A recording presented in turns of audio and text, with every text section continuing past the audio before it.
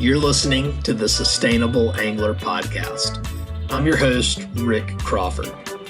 In this episode, I interview Lords of the Fly author Monte Burke, and we talk about everything from how Monte got his start in writing, to the environmental threats to tarpon fisheries like Homosassa, how fly fishing is now cool and how the next generation of fly anglers has a conservation ethos, and even taking a vacation from your phone while fishing in the Everglades. Hope you enjoy.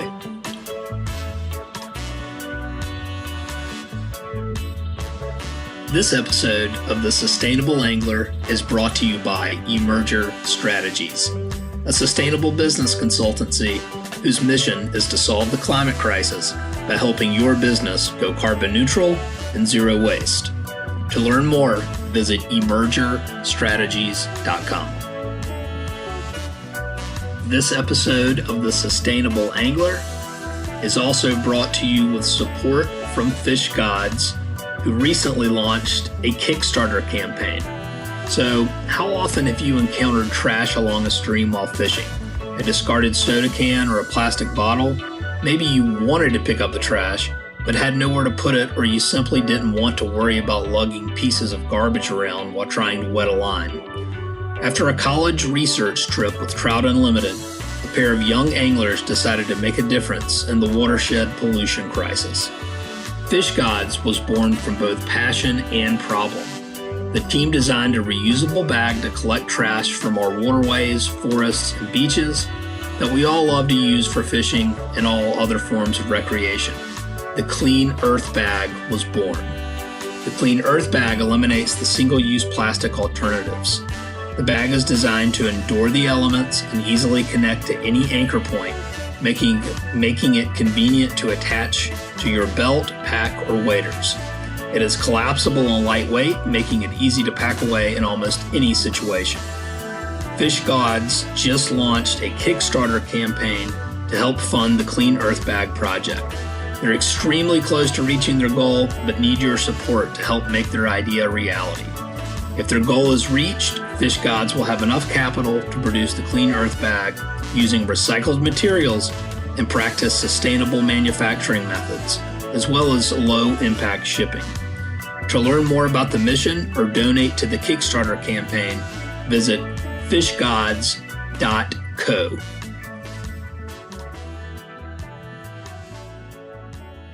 Monte, how did you wind up getting becoming a writer and leading up to the release of your latest book, Lords of the Fly?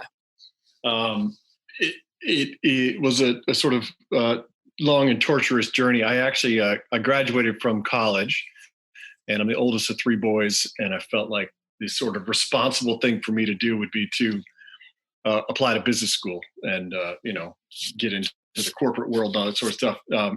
At the same time, I was in the midst of just falling madly in love with fly fishing, and at the time I was living in Washington D.C. and I fished the great spring creeks in Virginia, and I became a total Letort spring run hound. I mean, I read about all the history there, Marinero and Charlie Fox, all these guys, and I was getting really into it. And around the time that I was applying for business school, I actually found sort of one of the old guard, this guy named Ed Shank, who just died last year, who was still around. And I was like, I'm going to just call him up and see if he's willing to do a story. I'd never written a story before. I didn't know what I was doing. And he said yes. So I went and spent the day with old Eddie Shank, who was about 4'4", and just this little awesome, charming, gremlin of a dude, and showed me all these really cool things he did on Letort to try to, fool those huge but very wary brown trout. And so I wrote that story, and then I sent it to a bunch of magazines.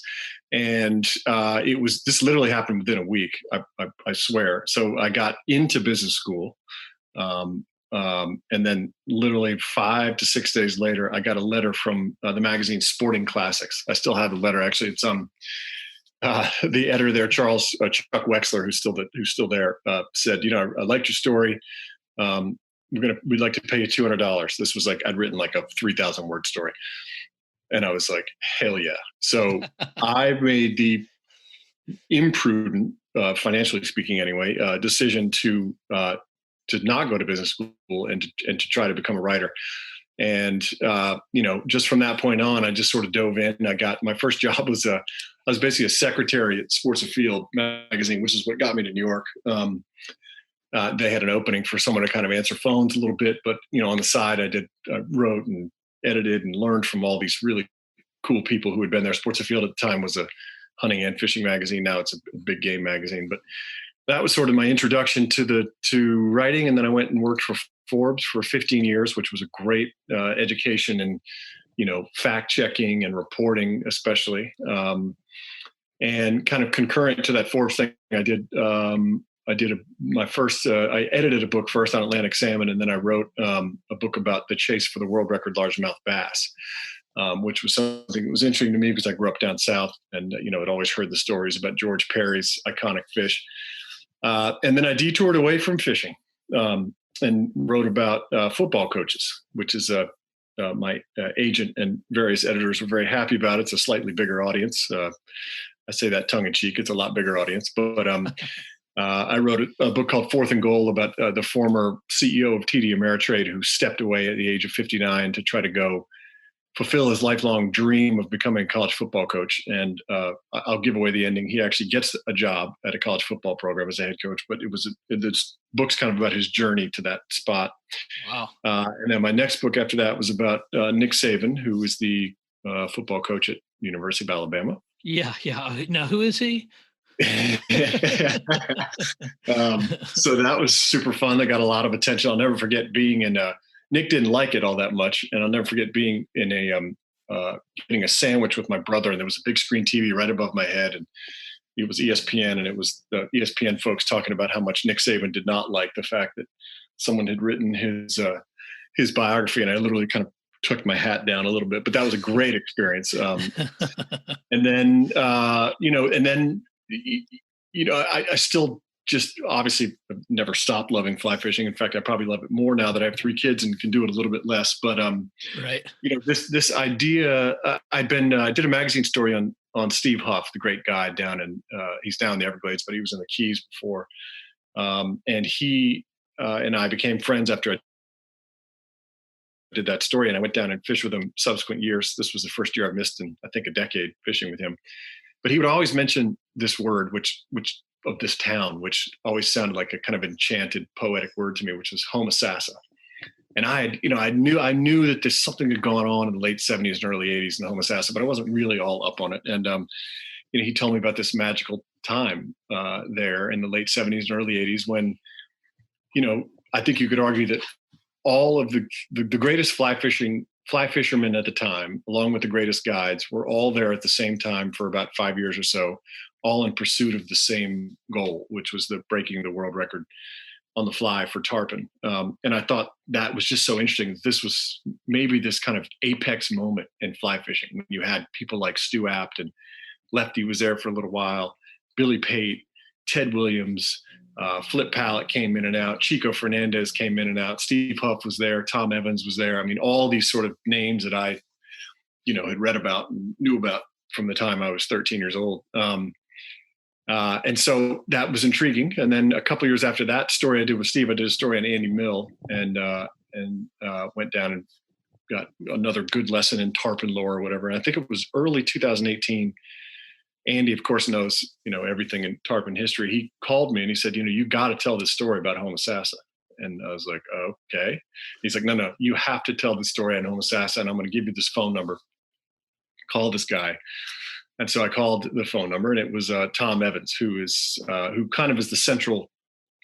He's the thread, at least, that goes throughout the whole book. I lead with Tom Evans. He appears in many chapters, and then I end with Tom Evans as well. And he was one of the first kind of pioneers there at Homosassa during its glory days, and Homosassa fell off almost completely. The fishery almost died, but he's 83 years old, and he still goes down every year to try to break the world record. So I thought this was an interesting guy. And I went up and visited him in Vermont and listened to some of his stories. And I said, this is a story that I have to tell. This is a story about this, like I said before, an apex moment in fly fishing, but it was also interesting to me to kind of figure out what led up to that moment and then what has happened since that moment. And, because it wasn't a book about college football coaches or a college football coach, my agent and various editors were, a little hesitant at first, but about the idea. But thankfully, they all got behind it. And that is how Lords of the Fly. That's the long answer to your short question about how Lords of the Fly came about. No, that's awesome. So a couple of questions. You said that you grew up in the South. I'm just out of curiosity, whereabouts? So I was actually born. My dad was, as my mother would say, my dad was a Yankee, and my mother was from Alabama. So I was actually born in New Hampshire, lived in Vermont until I was about 7, and then we moved down south. And I grew up in Birmingham, Alabama, for a while, and also in a rural town in North Carolina. And it was in that town in North Carolina when I got really in. We had a little pond in the backyard that was always half covered with algae, but it was full of bass. And so, I used to go down there with my grandfather's old Orvis cane rods and a big, popper, and just get after it, and just had a blast. And that's kind of where I started fly fishing and really, really, really got into it. Yeah. That's cool. I was born and raised in Savannah, Georgia, and I did not get into fly fishing. I moved out west after college, and that's when I discovered it. But so a little bit later in life, so I was in my early 20s, but just, you kind of get the bug, and you just, I don't know, it has yet to go away. And to your point, I have a toddler as well, and so I don't get to go out as much as I used to, but it just makes it even that much more fun when you're able to get out there. I don't think the book probably never goes away. It evolves maybe a little bit, but it never goes away. And if you're, I think there are a couple different types of anglers, but I'm one of those ones who just, I really love the lore as well. I mean, I love I've always loved the lore. I mean, going back to Latort really, but of how things happened, how things transpired, how, innovations in gear happened, how different fisheries were discovered. And it's just, that has always been really, I mean, I'm a total disciple of Thomas McGuane and, all those just wonderful. I just love it when people treat writing about fishing in the same way that they treat writing novels. And I think McGuane is probably the apex of that. He puts as much care and thought and sort of beauty into his fishing writing as he does into his novels. And I've just always really loved that. Yeah, that's awesome. Yeah. I couldn't agree more with you. So here's another interesting factoid that I'll throw out at you, is because I do want to talk about Lords of the Fly, but also it's just recently released, and I don't want to just totally, try and, people need to buy the book and read it. So, yes, they do. So with all that being said, we can kind of talk a little bit here and there about it, but one of the things, going back to some of your earlier writing, I mentioned this to you prior to the interview, but I became aware of you as a writer because I was doing research before I launched my company, Emerger Strategies, and you had written an article called "The Greenest Companies in Fly Fishing," and at the time, even there wasn't. I was trying to research the industry and I couldn't find any information on it. Yeah. It was like, I was like, I couldn't find things on a lot, I mean, Patagonia, they're kind of the poster child for it, but as a company, and I had read Let My People Go Surfing. But I didn't have a lot of information in terms of doing research. So anyway, how just out of curiosity, was that just, hey, I needed to write it. I wanted to write an article about fly fishing, and this seemed like a good topic, or was there any background to that? Just for I mean, so having spent a couple of years at Sports Afield, and which was it was kind of like Field and Stream back then. Like I said before, it's now just a big game hunting magazine, but it was like Sports Afield. I started to notice this kind of divide, and this is going back like, even then. I mean, this was in the '90s, yeah, like the mid '90s. This sort of divide among or between quote unquote sportsmen and quote unquote environmentalists. And the sportsmen would call environmentalists greenies, and the environmentalists would be like, well, you gun toting, blah blah blahs or whatever. So there seemed to be this yawing divide, which bothered the crap out of me, because I felt like we were all on the same side and we were kind of eating each other up a little bit. And so that I sort of noticed that emerging, I guess, back then. And then it to me, it's gotten a lot worse. I mean, with our politicized kind of environment now, it's gotten a lot worse to a certain degree. But I always felt like we were on the same side. And so it was interesting to me to look into. I mean, I've had the fortune, actually, for when working at Forbes, I did a story. I've done 2 stories on Yvon Chouinard, so spent some serious time with him and a salmon camp in Labrador. And then I actually did a story on the then president of Orvis, Perk Perkins. And during those times I spent with them, I realized how much those 2 companies in particular were involved in giving back and trying to preserve what, preserve sort of the cathedrals in which we go pray. I'll put it that way. And I thought that was just so cool. And I thought that people didn't, I mean, obviously I think people know it now, but I felt like then, it wasn't, like, to your point, it wasn't necessarily that evident, or it wasn't, as publicized as it should have been. And I feel like with more publicity of that, then more people would kind of get on that and realize how much we do need to work to save these resources, which we love so much. I mean, it's really interesting to me to talk to one of my fundamental, I often question whether fishing and hunting to a certain degree are sustainable acts in and of themselves. I mean, catch and release fishing, as you know, is not 100% survivable for the fish every time. But sort of my excuse, I guess, or the thinking I've done about this is that I feel like anglers, especially when they're aligned with the group, whether it's they're buying stuff from Patagonia, or whether it's being members of the Atlantic Salmon Federation or Trout Unlimited, I feel like we do more for, or hopefully do more for, these resources than just the average folks who don't really fish or anything like that. So, I mean, it's kind of a weird thing. I don't think it's that self-evident to people who don't fish. They're like, oh, you care about all these things? Like, why are you going out and catching them and playing with them and stuff like that? But I think, because of the attention that we pay, because we pay attention to political things, because we donate a lot of money, that sort of thing. I do think this sort of, there's a relationship there that works out. And so to me, that's always been a fascinating thing, not only sort of just looking at it from the companies that are involved in it, but also just personally, I often question, what I'm doing, why I'm doing it. And that for right now could all change, I guess. But for right now, I feel like there's a net positive as long as I stay very involved in trying to, be a conservationist, be an environmentalist, take care of these places that mean so much to me and to a lot of others.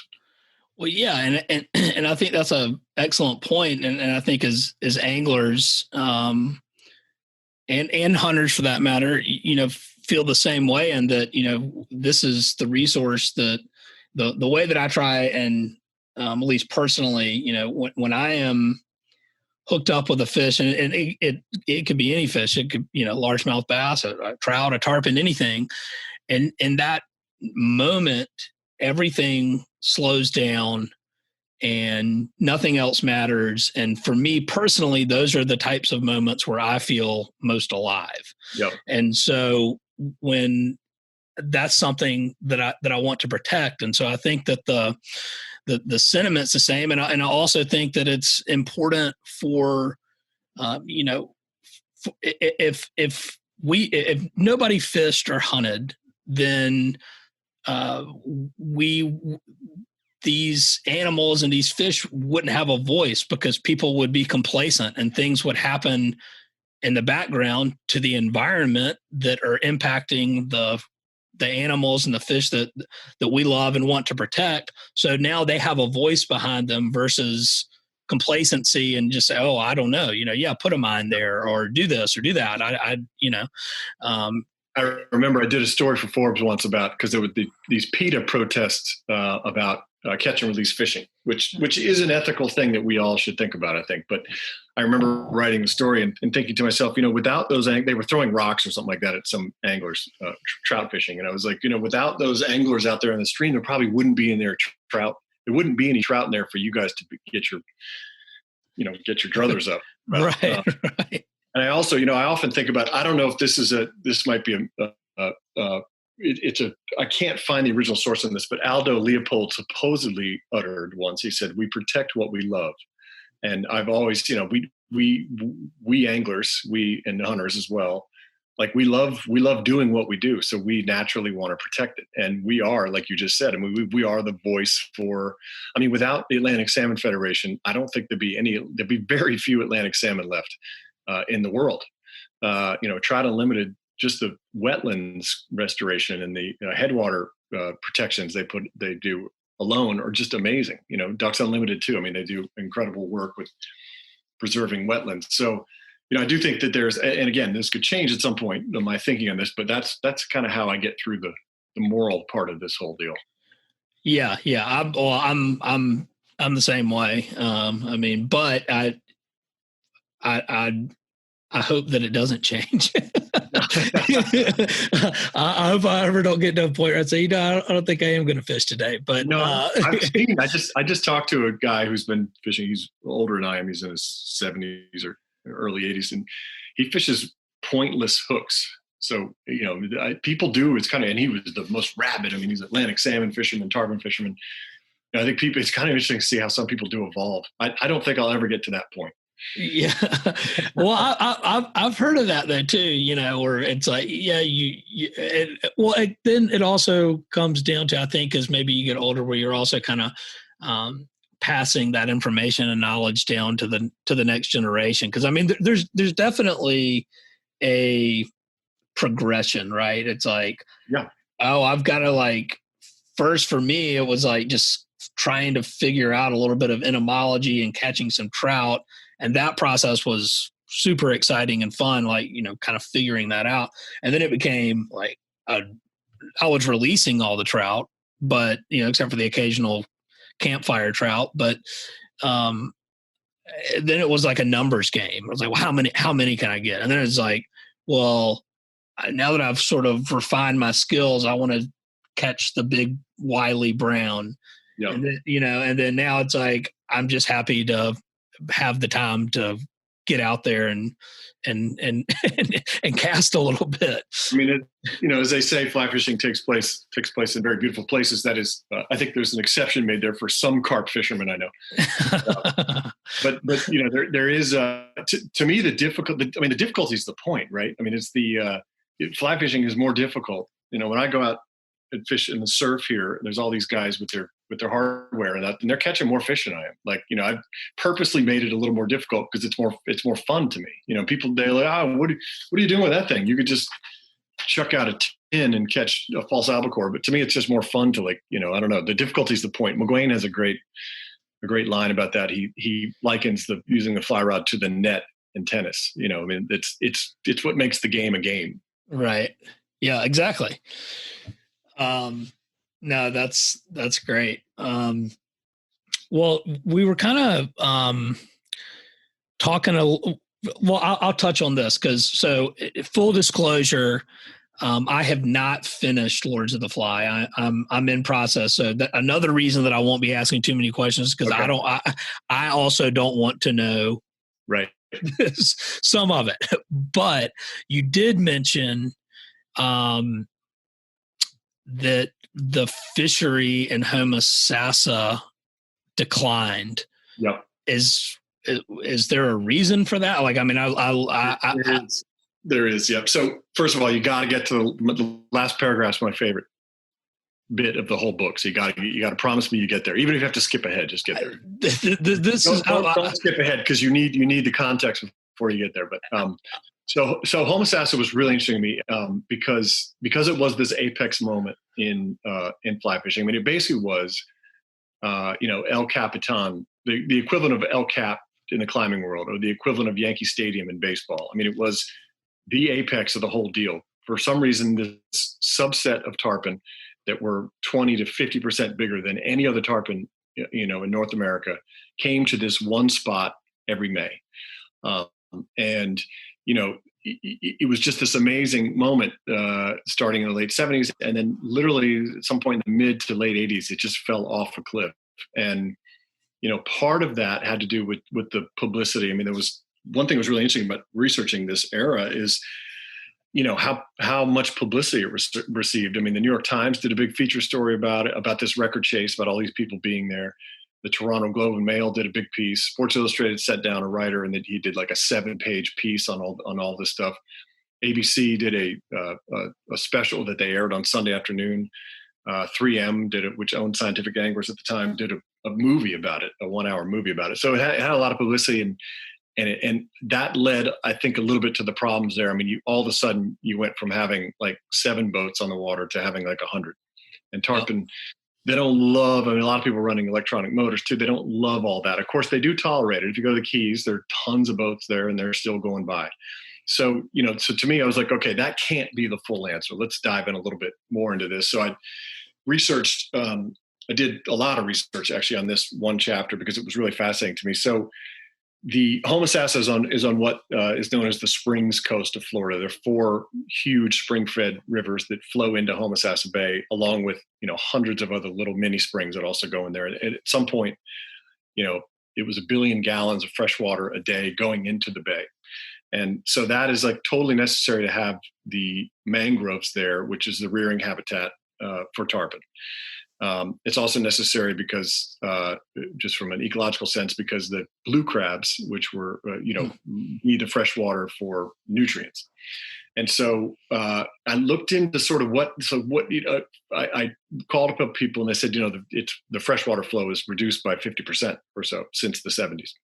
Huh. And that all has to do with development there and just the exploitation of the aquifer there. So, I mean, sometimes starting in the late 70s, there were 2 master plan communities, 7,000 combined, 7,000 homes and 6 golf courses or something like that, which just resulted in an explosion. And the 2 counties that are right there in Homosassa, Citrus County and Hernando County, were 2 of the fastest growing counties in the country from like the late 70s until 2005 or something like that. I mean, they literally went from like 16,000 people to 165,000 people. And all those people need places. They were mainly retirees. They needed places to live.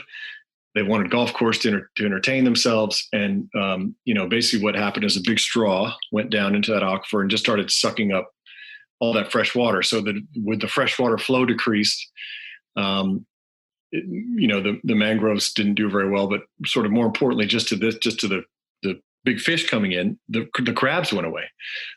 Steve Huff would tell me that, back in the 70s when he was there were so many crabs. It was like almost absurd how many blue crabs that were floating around. And then the tarpon would be busting on them every morning, and they would come and they would clack on Steve's push pole, his graphite pole, and they would be all over the trim tabs. And every time they caught a tarpon, it would disgorge crabs from both ends. So there were just crabs, everywhere. And when you go down there now, I've been down there many times in the last couple of years. I've not seen one crab. There used to be 55, I think, commercial crabbers down there. I think there are 2 now. Wow. And so that lack of fresh water, and then of course, the equation is fairly simple, right? It's like fewer crabs means fewer tarpon. Less fresh water equals fewer crabs, which equals fewer tarpon. And so I think those fish, the consensus really is that those fish, without that impressive buffet kind of lined up for them every May, they just said, screw it, we're out of here. We'll go somewhere else. And of course, that has repercussions, not just for tarpon fishing. I mean, the minimizing of the aquifer, the sucking up of all that water has huge consequences for not just tarpon, but also people. It's something that nobody in a position of power in Florida seems to give a crap about. I mean, there was a point when Jeb Bush, when he was governor, he did do some sort of Springs Restoration Act, but it was never actually enacted because Rick Scott, who's now the senator there, was the governor for a while, just abolished it. Florida's kind of a microcosm for the country and maybe the world. Economic progress is above, held above any other type of progress. And, of course, they've got the Everglades problems and the Lake Okeechobee water going to either side of the coast and polluting, polluted, horrible water going into the estuaries on either side of Florida. And so, it was really fascinating to dive in. It was also really fascinating I was spun quite a bit, or tried to be spun by some of the state folks. They're like, oh no, it's just because there's been a drought. And, I looked at actually their data on their website, and it showed that there hasn't been a drought. I mean, it was really incredible. It was really incredible. So I think I said something like, I wrote in the book something like, there are facts involved here, and let's let them get in the way. And then just kind of detailed how this sort of misinformation campaign has been waged. And, it's just what's sad to me is that it's like, like you think about global warming, and it's almost overwhelming, right? It's such a huge problem. Like, how do I, as an individual, kind of process this, and how can I do anything about it? But then you look at this like water problem just in Homosassa, for instance, and it's a political problem, and it's also a solvable problem. So it's actually something you can kind of wrap your head around. And of course, all these little problems like this lead to this bigger global, climate change, global warming problem.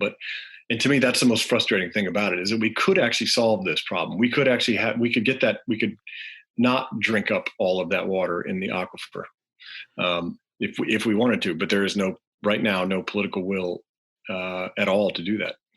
That's crazy. And you mentioned, talking about climate change too, and what that means for a lot of these coastal towns that are going to start to it's going to happen soon. They're going to start getting saltwater intrusion into those aquifers because of sea level rise. And I'll give you a recent example. Last week in Charleston, that's where I'm based now. Last year we had a record 89 days where we flooded, where 50 years ago Charleston flooded 5 days a year. And so, yeah, right. But what's even crazier now is we're getting sunny day flooding. So no rain. It's just near full moons and new moons, bigger tides, but there's areas of town that are flooding. And then if it does rain, it doesn't take a whole lot of rain to sort of exacerbate that. Yep. And so, these are climate change used to be this thing that it was like, or at least to me anyway, that it just seemed like, hey, we should address it now because, this is going to be a problem. It's like, well, no, it's here now. Right. It's happening right now as we speak. It's happening. It is. And we're doing very little. I mean, there are a lot of great groups trying to do things, but we're just, as a species, not doing a whole lot about this. Yeah. Yeah. And the other thing that you mentioned too, like, it's like this Homosassa, and it gets developed and, overdeveloped, and they're not taken into consideration, environmental impacts of that. But, in sustainability sort of in this world, we call that the tragedy of the commons, right? Where it's like, here's a resource, you come in and you basically extract until there's not much left. And then guess what? The development's gone. So I don't know if that helps simplify this for anyone that's listening, but, resources are finite, and you can't exponentially grow without there being a repercussion for that. Yep. So anyway, just throwing that out there, I guess. But but yeah. So is there in your research, and I have no idea, but in your research, was there anything related to climate change impact on tarpon at all? I mean, I think that yes. I mean, I part of this is also, I mean, like you mentioned, the salinity getting into the aquifer, it's already starting. So that has something to do with it. I think, mangroves being overwhelmed by salt, not having enough fresh water. Mangroves are a big defense mechanism against climate change. So yeah, I mean, I don't. No one's. Again, I think it's like that's the big thing that kind of overhangs all of this. I think what groups like the Bonefish Tarpon Trust and Cabs for Clean Water are sort of more granular focused. They're sort of focusing on, okay, what can we get more fresh water into the Everglades? Can we not send polluted water, onto the, from Okeechobee to the east and west coast of Florida? Can we just, put in some regulations about, who can access the aquifer and how much? I mean, the average golf course in Florida uses something like 370,000 gallons of fresh water a day, every day. Whoa. And in just those two counties, in Hernando and Citrus County, there's 35 golf courses now. So, I mean, there's just got to be a better way to do that. So, I feel like there's a lot. Obviously, all of this ties into climate change, but the groups that I know of anyway are all focused on kind of smaller, more granular things, I think, which will, if they can get them done, will lead to some help on the bigger picture. Yeah. That's pretty wild. 370,000 gallons of water. Not only that, not too long ago, 9 of those courses in Hernando County were busted for using more than that. That's their allotment, and they were using more than that. So, it's just it'll drive you crazy if you dive really. I don't know. I'm sitting here like my mind is blown, yet I'm also like, I don't know. I'm like taken aback by that number. That's crazy. All right. So is there, so we know that, and talking about, or maybe this even is kind of what I'm hearing is, as you're talking about this, is sort of the interconnectedness of it all, where it's like, hey, in theory, it's like, hey, well, this could, this is good for the economy. Well, we can just using Homosassa as like a micro example. It's like, hey, here's a town. It's got great natural resources, and that in and of itself is going to, attract tourists, and that's good for the economy. People want to move here. That's good for the economy. But on the flip side of that is what you're seeing is, a reduction in the water aquifer, crabs go away, tarpon go away. So it seems that I don't know, I guess maybe a takeaway that I think more people understood is the interconnectedness of everything that we do with nature. There's no away, it's not like this stuff goes away. And right. There's not some magical, it's magical thinking to think that you can just keep putting straws into this aquifer and keep taking water out and think that everything's going to be okay.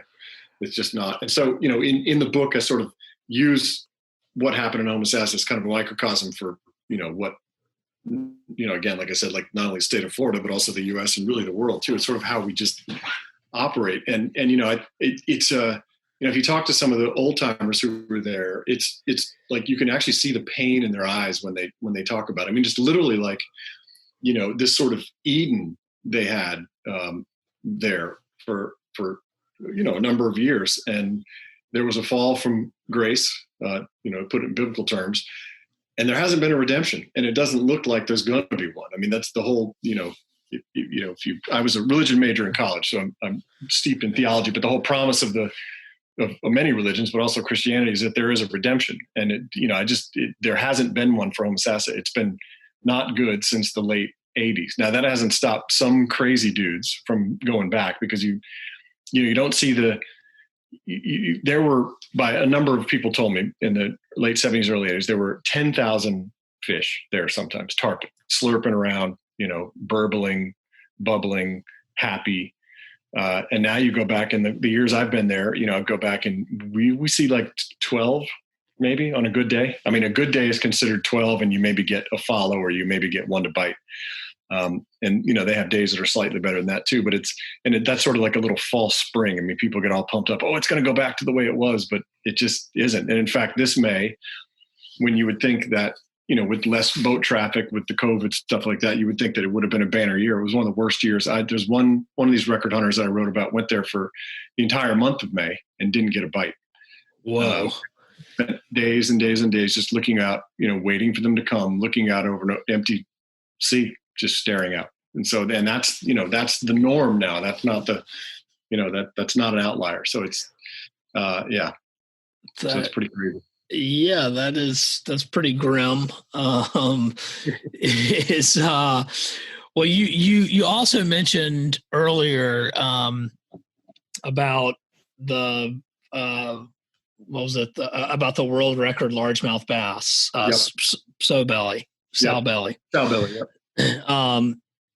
And now you've got a book on world record tarpon. Is there any commonalities between like personalities that go after these types of records? Or yeah, I mean, someone asked me the other day, and I had never really put this together, but I looked at all of with the exception maybe the Atlantic Salmon book, although you could say that's also contained some as well. But all of the books I've written and most of the feature stories I've written have been about people who are obsessed. And, I guess you could say I'm obsessed with obsessive people. I find these things, even if they're weird, I mean, to many people, I live in Brooklyn. If I went around and said that there are some people in this world who are obsessed with catching a world record tarpon or obsessed with catching a largemouth bass, they would look at me cross-eyed. They're like, what are you talking about? But I think, and so a lot of these obsessions seem kind of silly and they seem kind of naive as you get older. It's, whether it's climbing Everest or collecting rare books or fishing for the world record tarpon. But I find them so interesting because I think in the collective, if you put all these things together, this is what makes the world go around. I mean, this is what gets people out of bed every day. This is what, animates people. I mean, obviously you can take it too far. A lot of characters in my book do take it too far and it doesn't end up very well for them. But, to me, this is the animating feature of being human to a certain degree. So, the bass folks, the size of the wallets is a little bit different because, you don't need a guide. You don't need to pay a guide $800 a day to go bass fishing. Right. They do have, there's a lot of commonalities. There's like a, sort of neglecting of everything else to pursue this, in the pursuit really. But there's also a lot of, so there's some bad things that happen. Like some people just take it like anything. They take it too far and they destroy their lives. I mean, there are guys, I'm not going to give it away too much, but there are guys in the tarpon book who die actually, partly because of their obsession. Marriages and fail and all that sort of stuff. But there's a lot of good that can come from it too. I mean, there's a lot of you learn a lot about yourself. You learn how to, the limits, you push yourself. There's a lot of really cool things too. So yeah, I mean, the bass dudes were totally fascinating. This was just a different group. I mean, it was sort of, to me, there was one thing that was really cool in this book was this sort of, we talk about interconnectedness, is how connected everything was in the saltwater fishing scene and how you could kind of see how it evolved a little bit. So you went from the early people trying to catch bonefish on the flats in the Florida Keys. And then they started to try to catch tarpon with their bamboo rods and their salmon reels and just got wrecked. And then you came to Chico Fernandez and Flip Pallett, who were, at college at the same time and who became obsessed with fishing for tarpon. And in that obsession really, and in that pursuit, they started to refine the gear and make it actually so that you could actually hook one of these things and play it and land it. And then the sort of, if you want to put it in cinematic terms, the camera kind of pans down to Key West, where you have the artists come in. Once it's made sort of, once it was proved that it was doable, the artists came in and sort of, like Tom McGuane and Jim Harrison and Russell Chatham and Richard Brodigan. And they, saw this really as an art form. I mean, they would go out and try to catch tarpon, and it became trying to explain the ineffable almost. And they even made a movie about it called Tarpon, which was cool. And then I have a copy of that. It's awesome. Yeah, it's a great movie. And then so I liken it to this. So then what happens? Then the camera goes up to Homosassa, and I liken it kind of like when I first moved to New York. I lived in this neighborhood called Soho, which was a former industrial neighborhood, very cheap rent when I got there anyway. And these big high ceiling buildings, and so artists moved in. And they started, doing their art there. They started showing their art there. And what they did really was they made the neighborhood cool. Like people were like, wow, that's a cool ass neighborhood. And then of course, once something becomes cool, same thing happened in tarpon fishing. McGuane, those guys made it look really cool. Then the money comes in. Then you get the hedge fund guys, you get the lawyers, you get the corporate folks, come in and real estate guys come in and they start, and then all of a sudden the artists have to leave because everything's priced out and stuff like that. Same thing kind of happened in tarpon fishing. I mean, McGuane and those guys made it look so damn cool. But all of a sudden you had these guys like Billy Pate and Tom Evans and Al Pfluger, and all Ted Williams, all these people with means, and they turned it. It was no longer really an art form. It became about the world record. It became about competition. It became, something sort of more commercial.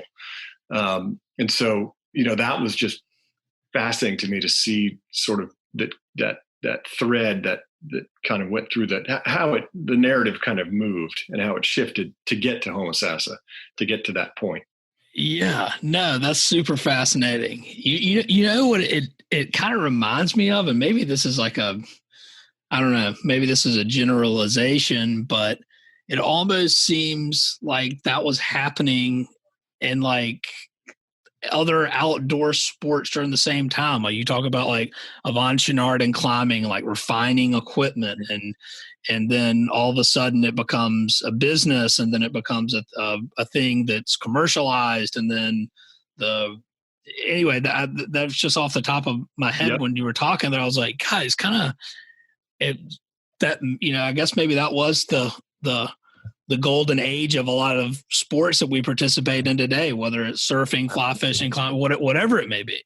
Absolutely. And it's interesting to me too. I mean, that's one of the reasons. So I continue after that period in the book. I continue after that period because it's really fascinating to me, not only to follow the guys who still go to Homosassa, but also what's happened in the fishing world, what's happened in the tarpon fishing world, but also the kind of greater fishing world. And the era we're in right now is really fascinating to me. I mean, I would, especially with COVID now too, I mean, the sport is booming in popularity.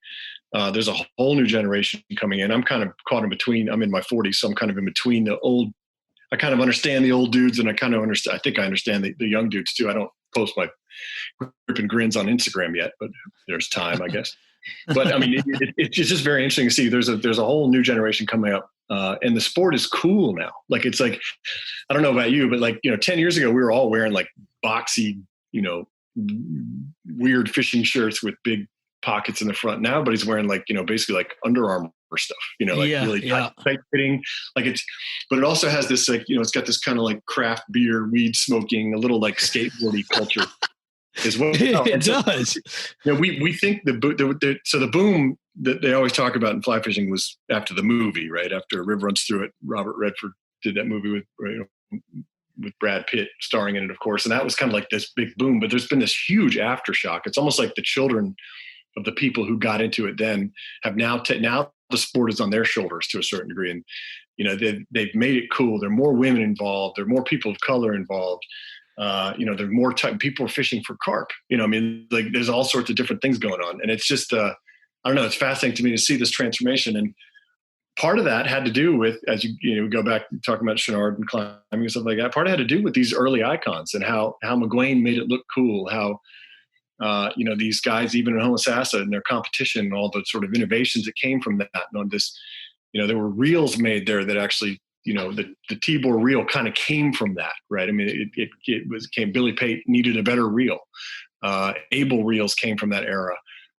These great graphite rods that are, that don't break, every 5 fish came from that era as well. So it's like all of that kind of made what's going on now possible, which is this continuum is just so interesting to me. And of course it continues in 5 years from now, 10 years from now, there'll probably be some other shift.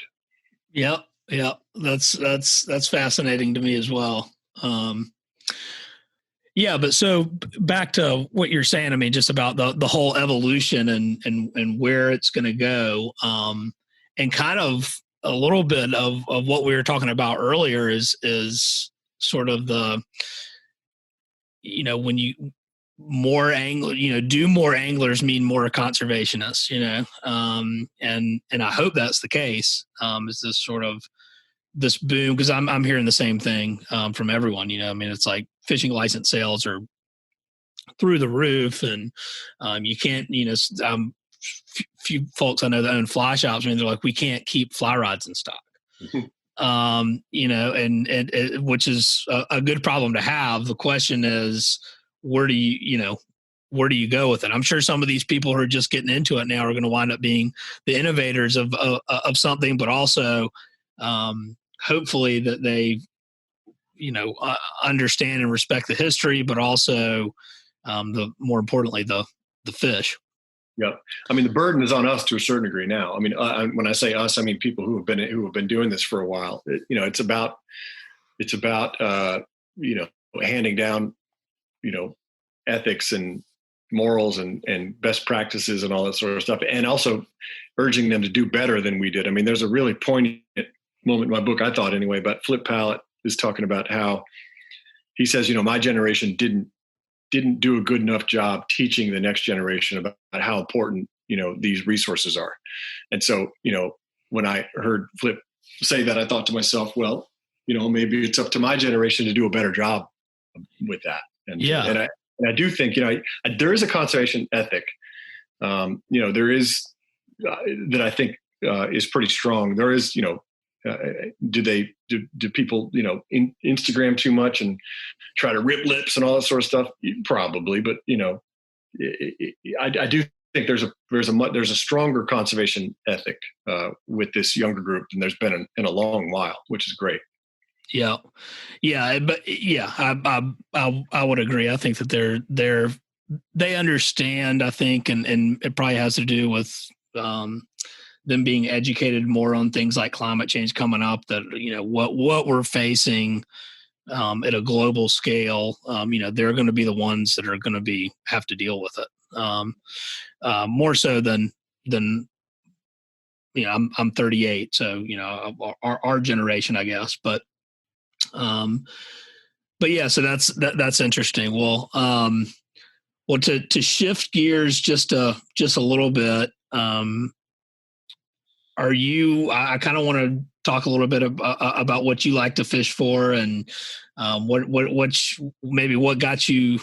You said that you started bass fishing with poppers, but what are some of the fish that you like to target, and yeah, we'll just go there. All right. So why don't I start with the calendar year? Yeah, right. I'm an omnivore, though. I'm pretty happy. My grandfather had a little pond in Alabama, and I was very happy as a kid, and still now, fishing poppers for bluegills. That's a wonderful way to pass a soft spring evening in Alabama. But so the winter time, if I'm lucky, I'll go down to the Bahamas. I love bone fishing in Abaco. Yep. And then the spring, I do a tarpon trip in the Everglades, which is my favorite place to fish for tarpon. They're generally a nice size, and they're laid up, which to me is the most fun way to fish for them. Yep. And then we actually have great fishing here in Brooklyn. People don't know about it very much, and maybe that I should keep my mouth shut. But it's incredible. So in the spring we get our stripers start to come in, and then the Catskills pretty close, but only 2 hours away. So I was a total, when I first moved to New York, I was just a total Catskills hound. I spent, I don't know, I probably spent 20 weekends a year up there. I was just so into it, and still am, but with kids don't do it quite as much, but great wild trout fishing up there. And then the summer, I kind of shift gears and fish for stripers on the flats. There are lots of great white sand flats around here, and further out east on Long Island, which are, to me, that striper fishing on the flats is so fun. It's like bone fishing, but with warier, bigger fish. So fun. It's awesome. And then I have a little cabin on the Margaree River in Nova Scotia, a little family cabin, and go up there for 2 to 3 weeks a year and fish for salmon, Atlantic salmon, which I just adore. And then the fall, which we're kind of in right now, you sort of, the stripers aren't quite here yet, but the bonito and false albacore are here. Yep. Which I get totally into as well. And then, I have just a little bit of a dormant period, maybe. Like, you could fish the stripers all the way through. I fished on Christmas Eve last year, and caught a couple fish. I mean, you can keep going as long as you can bear it. But usually, January, I usually just kind of catch my breath, and then hopefully February get down to Abaco or something like that. But yeah, so I'm pretty much an omnivore. I love, if I had to rank them, I would say tarpon and probably Atlantic salmon are my favorite two fish. Yeah. That's first off, I've never been striper fishing. That's on my to-do list, especially on the flats. Although you can do it in South Carolina, they run up to some lakes, I think. Yep. I just have for no real reason, just have never done it. That's on my to-do list, but me and some friends go down to the Everglades every year also, and camp out. We didn't go this year. This was the first year that we didn't go, but Everglades, I mean, what a special place. I mean, my wife makes fun of me because my two favorite places in the world are the Everglades and then our cabin up in Nova Scotia. And the one thing they have in common is huge mosquitoes. Yeah. that and good fishing. You're right. But I tend to like places that have, a lot of mosquitoes because it keeps a lot of other people away. Yeah. Maybe that's the ticket. Maybe we'll start breeding mosquitoes in Florida a little bit more and see if we can slow the development down. But the Everglades is so, I remember the first time I went out there, I left my phone on, which the guide Steve Huff doesn't like phone anyway, but I left it on and I put it in the compartment or whatever. When I got back, I was like, oh, my battery's dead. He was like, yeah, it was roaming the whole time. It couldn't find, so it just drained the battery. I was like, wow, that's cool. I love getting lost. I'm lost within, I don't know, where do you go out of? Do you go out of Everglades City or are you on the eastern part? We go out of, is it Flamingo? Oh yeah. Okay. So so I'm on the western part, Everglades City, Chokoloskee over there. Yeah. But literally, I don't know if it's the same with you, but literally like we leave the dock and as soon as I look back and as soon as I can't see the dock, I'm like, I have no idea where I am. Well, the best part is, so we the way that this trip goes is a buddy of mine that I grew up with, Brent Watts, and he lives in Savannah. And so I drive down from Charleston the night before, stay with Brent. We sort of pack, we drive down there. Sometimes we split it up, but, and go overnight. But anyway, drive down to Flamingo, and the best part of it is when you get near the Everglades National Park sign, you lose cell phone signal down there. And we both look at each other and we're like, yeah, all right, now we're here. Now it's official. Like, cannot be bothered. It's fantastic feeling. And then down there, what's cool is you got a boat ramp that can take you out to the bay, and you got another boat ramp that can take you to the back country. Yep. And so we camp right there, and we've done the Chickee camping. Yeah. That's awesome. That does get a little buggy depending on the time of year, but because you can have a campfire at the other site, but anyway, all that is to say, yes, when you get to the point where basically I enjoy being places where I'm out of cell phone service range, you found the right spot. Yep. I agree. I feel like maybe people will pay to go to those. Oh, I guess we do already, right? Like you sort of do it on purpose, right? It's like a vacation from your phone. Yeah, totally. That's so funny. Well, Monty, do you have anything else that you want to try and cover on this, or is there? No, I mean, I want to make sure that people don't think that the book is all doom and gloom. I mean, there's Lords of the Fly there's a lot. I mean, it's such an interesting story to me because of the names and that, the people that I've been reading about forever. I mean, probably some of your listeners as well, Lefty Kreh, Stu Apt, and Chico and Flip, and, Billy Pate. And it was just so fun to sort of, it was an absolute joy to do. And I'm realistic about the obviously the troubles, stuff like that too, but there's a lot of fun and there's a lot of mischief in the book as well. So I don't want people to think it's all this doom and gloom book. Like it's there's a hell of a lot of fun in it. There's even a gangster in there. I think there's a whole chapter on a gangster who got into tarpon fishing. So it's not lighthearted, but there's mischief and there's fun. Yeah. Well, I mean, what I've read so far is, I mean, I just have been fascinated, and because if you haven't gone tarpon fishing, I mean, it's so descriptive, and it kind of takes you there, and you're reading. But I'm also mildly obsessed with Jim Harrison, so I'm excited to read that chapter. Those guys had a great time down there. I mean, they had a great time, and what a great excuse. I mean, McGuane's one of my heroes, and what a great excuse this book was to interview people like him. I mean, I called him and I said, hey, I want to talk to you about your your time in Key West. And he said, sure, why don't you come out to Montana? So I said, okay, sure, no problem. I'll be right there. Yeah, if you insist. Yeah. So, I mean, but you just like, I call those guys, they were the merry pranksters of the tarpon world. I mean, they were, smoking weed and, practicing their art forms, really. I mean, you can see it in Harrison's writing. You can see the sort of influence of that era. You can see it in McGuane's writing for sure. You could see it in Russell Chatham's beautiful landscape paintings. You could see sort of the influence there. So that was a fun chapter. Yeah, I'm looking forward to that. And I will have to, and if I have to edit this out, I will, but I have to tell this story.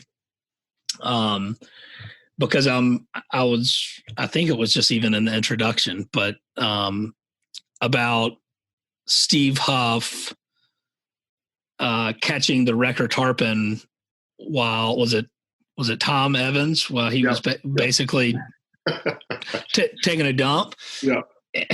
And keep in mind, I had not read this and I had never heard that story before.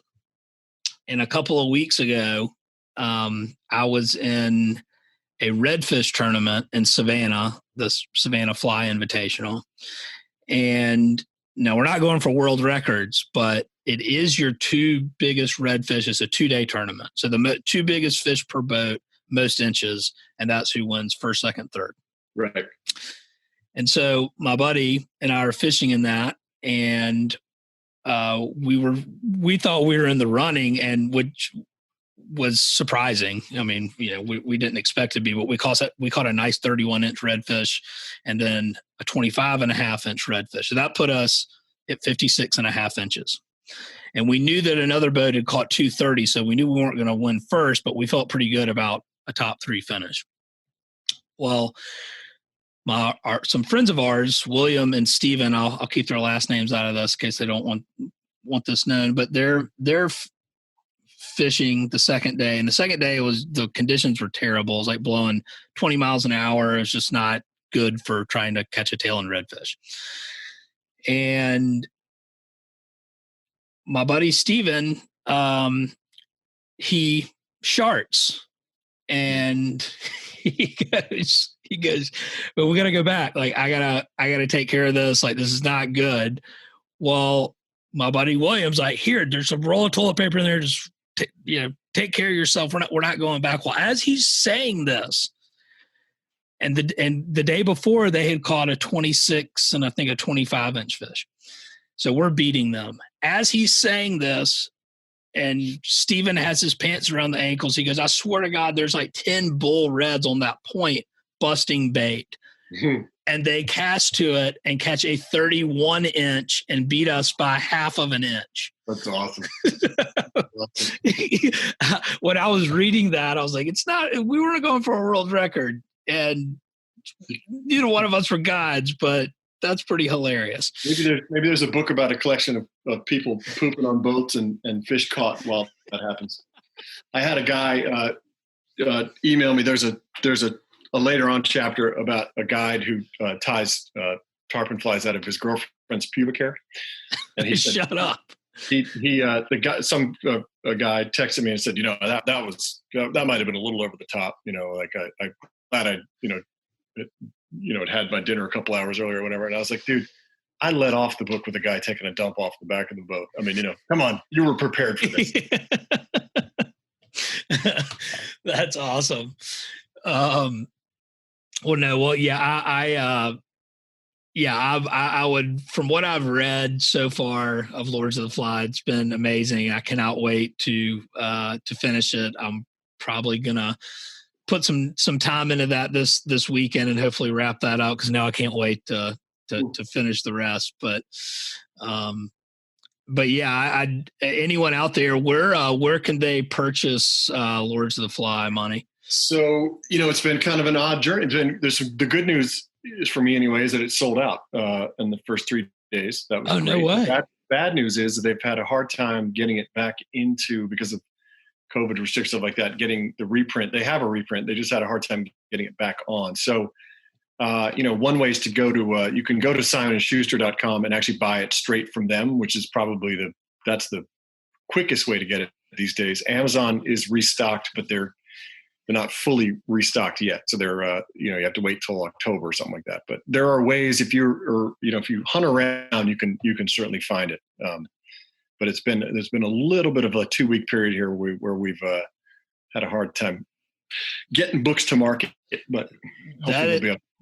That is a good problem to have. I think so. I mean, it's very good, right? But I'm also extremely, every day I look at the Amazon thing and they said, oh, it's like in stock in 1 month. I'm like, are you kidding me? Well, I think it actually might time out very well as people start to, weather cools down, if it's available when it's cold outside and people are looking to get the tarpon fever. Hopefully that'll be a good holiday gift and that. But, and if anybody, and I just know this just from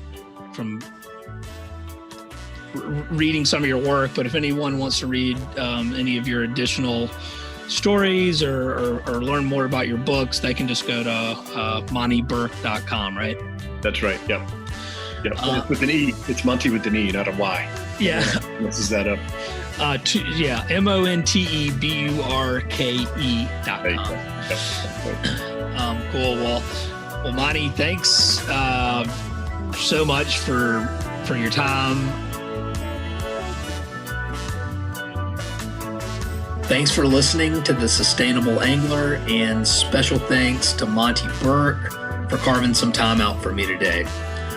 If you'd like to listen to more episodes and stay up to date with the latest, you can find the Sustainable Angler podcast anywhere you listen to podcasts. And also appreciate the support from Fish Gods. Check them out and support their Kickstarter campaign. Thanks for tuning in.